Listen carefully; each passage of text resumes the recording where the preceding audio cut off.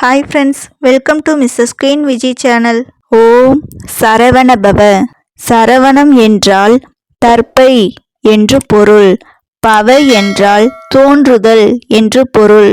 இது அவரின் பிறப்பிடத்தின் பெருமையை உணர்த்தும் ஒரு மந்திரமாகும். தர்ப்பை காட்டிலிருந்து முருகன் தோன்றியதாலேயே சரவண பவ என பெயர் வந்தது.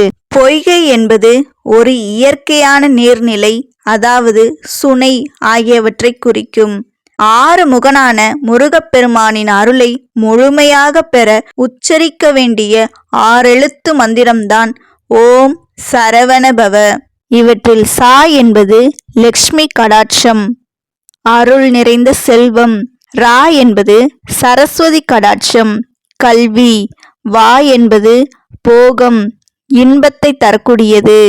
நா என்பது சத்ரு ஜெயம், வெற்றியை தரக்கூடியது. பா மிருத்யு ஜபம், முக்தியை தரக்கூடியது. வா என்பது நோயற்ற வாழ்வு.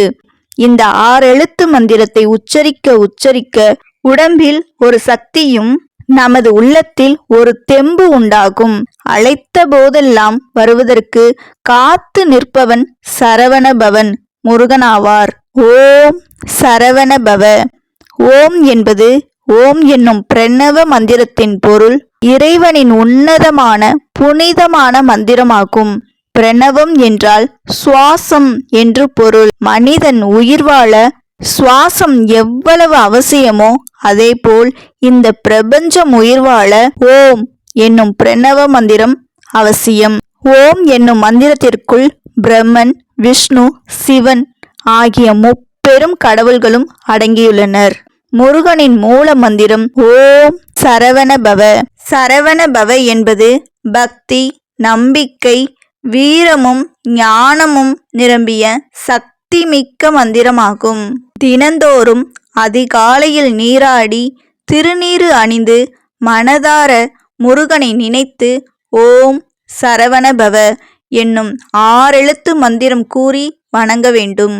நாம் வணங்கும் வேளையில் முருகப்பெருமானுக்கு நெய் தீபம் அல்லது நல்லெண்ணெய் தீபம் ஏற்றி வைத்து தினைமாவு அல்லது சர்க்கரை பொங்கல், உங்களால் முடிந்த சிறு கற்கண்டு வைத்து சமர்ப்பித்து வழிபடுவதால் நம்முடைய எல்லா விதமான கவலைகளும் நீங்கும். செல்வமும் சுகபோகமும் அன்பும் ஆரோக்கியமும் சந்தோஷமும் மகிழ்ச்சியும் பெருகும். முருகப்பெருமானின் எந்திரம் சட்கோண வடிவமானது ஆகும். முருகனுக்கு சேவலும் மயிலும் இரண்டும் அவருடைய தெய்வீக அடையாளங்களாகும்.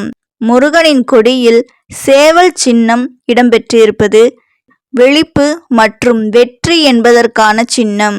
சேவல் கொடியும் மயில் வாகனமும் முருகனின் பலம், வெற்றி, வீரத்தை குறிக்கின்றன. முருகப்பெருமானுக்கு மொத்தம் எத்தனை மயில்கள் என்பதை பார்ப்போம். முருகப்பெருமான் புனித அவதாரம், திரு அவதாரம் எடுத்தபோது அனைத்து தேவர்களும் பார்க்க வந்தனர். அப்போது சூரிய பகவானும் அக்னி தேவனும் பார்க்க வந்தபோது அவர்கள் தங்கள் திருமேனியில் இருந்து மயிலையும் சேவல் கொடியையும் உருவாக்கி முருகப்பெருமானுக்கு கொடுத்தார்கள். அன்று முதல் முருகனுக்கு மயில் வாகனமாகவும் சேவல் கொடியாகவும் இருந்தது. இது சூரிய மயிலாகும். இந்த நிகழ்வுக்கு பிறகு முருகப்பெருமான் தன் தாய் தந்தையரிடமிருந்து மாங்கனியை பெறுவதற்காக மயில் மீது ஏறி உலகத்தை வலம் வந்தார். வேதங்களே மயிலாக உருவெடுத்து வந்து முருகப்பெருமானை சுமந்து சென்றதாக கூறப்படுகிறது. முருகனின் வாகனமாக இந்த வேத மயிலைத்தான் ஆதிசங்கரர், சுப்பிரமணிய புஜங்கம் மற்றும் அருணகிரிநாதர் திருப்புகழ் போன்ற புனித நூல்களில் வேத மயிலை போற்றி பாடியுள்ளனர். மூன்றாவதாக இருப்பது இந்திர மயிலாகும். இந்திர மயிலானது சூரபத்மனுடன் போர் புரிவதற்காக முருகனின் மயில் வாகனமாக தேவேந்திரன் உருமாறினான். இது இந்திர மயிலாகும். தேவமயில் என்பர். சூர சம்ஹாரத்தில் சூரபத்மன் முருகனின் வலிமையையும் தந்திரத்தையும் உணர்ந்து, சூரபத்மன், இவ்வளவு நாள் ஆணவத்தினால்தான் பல தவறுகளை செய்துவிட்டேன். எனது ஆணவத்தை நீ எனது மனதிலிருந்து பிரித்து விட்டாய். எனக்கு நீ ஒரு வரம் தந்தருள வேண்டும் என முருகனிடம் கேட்டுக்கொண்டார். அந்த வரத்தினை தந்து என்னை நீ காத்தருள வேண்டும் என கேட்டார். அதை ஏற்று முருகன் என்ன வரம் வேண்டும் என கேட்க, சூரபத்மனோ, எனது உடலாகிய இரு பிளவுகளில் ஒன்று உன்னை சுமக்கவும் மற்றொன்று உன் கொடியில் இருக்கவும் நான் விரும்புகிறேன் என்றான். அதை ஏற்றுக்கொண்ட முருகப்பெருமான், உனது உடலின் இரு பிரிவில் ஒன்று என்னை சுமக்கட்டும், மற்றொன்று என் கொடியில் இருக்கட்டும் என அருள்பாலித்தார். இதேபோல் இரண்டாக பிளந்த மாமரத்தின் ஒரு பாதியை சேவலாகவும் மாற்றி தனது கொடியாகவும், மறுபாதியினை மயிலாகவும் மாற்றி தனது வாகனமாகவும் வைத்து கொண்டார். இதுதான் அசுர மயிலாகும். இவ்வாறு முருகப்பெருமானுக்கு 4 மயில்கள் உள்ளன. கோயில்களில் முருகனின் இடது கைப்புறமாக மயிலின் முகம் இருந்தால் அது இந்திர மயிலாகும். அதுவே முருகனின் வலது கைப்புறமாக மயிலின் முகம் இருந்தால் சூரபத்ம மயில் என்றும் கூறுவர். மயிலின் முகம் நேருக்கு நேராக நம்மை பார்ப்பது போல் இருந்தால் அது தேவ மயிலாகும். இந்த 3 மயில்களையும் கோயில்களில் நாம் தரிசிக்க முடியும். ஆனால் தரிசிக்க முடியாத மயில் சூரிய மயிலாகும். ஏனென்றால் இந்த மயிலின் முகம் முருகனின் பின்புறம் பார்ப்பது போன்றிருக்கும். இவ்வாறு முருகன் நீல மயிலை வாகனமாகவும் சேவலை கொடியாகவும் ஆக்கிக் கொண்டார். அதிகாலை விடியல் வேளையில் சேவல் கொக்கரக்கோ என்று கூவி முருகப்பெருமானுக்கு நன்றி கூறும். கொக்கு அரு கோ என்பதைத்தான் சேவல் கொக்கரக்கோ என்று கூவி அழைக்கிறது. அதாவது கொக்கு என்றால் மாமரம், கொக்கரக்கோ என்பதற்கு மாமரத்தை இரு கூறாக்கிய மன்னவனே என்பதே இதன் பொருளாகும். முருகன் கொடியில் சேவல் சின்னம் இடம் பெற்றிருப்பது காலை நேரம் விடிவதையும் இருள் நீங்கி ஒளி பிறப்பதையும் உணர்த்துகிறது. சேவல் காலை பொழுது எழுவதற்கும் விடியலை கொண்டு வருவதற்கும் அடையாளமாக இருக்கிறது.